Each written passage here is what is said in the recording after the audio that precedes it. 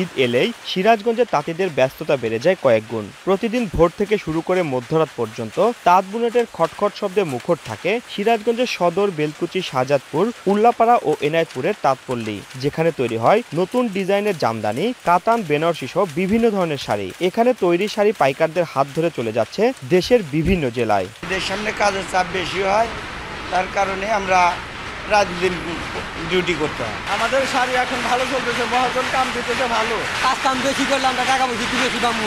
ঈদকে কেন্দ্র করে আমাদের শ্রমটা বেড়ে গেছে, কিন্তু আমাদের এক্সট্রা কোনো বোনাস নাই। বাড়তি কাজ করে আমাদের কষ্ট করে চলা লাগে। তাঁত মালিকরা বলছেন, শাড়ি তৈরির কাঁচামাল, রং ও সুতার বাজার নিয়ন্ত্রণ করা গেলে ঘুরে দাঁড়াবে জেলার ঐতিহ্যবাহী এই শিল্পটি। এমন সময় আইসা সুতার দাম বাড়ে, রঙের দাম বাড়ে, প্যালেস পলিস্টারের দাম বাড়ে, আমরা মাল বেচতে পারি না।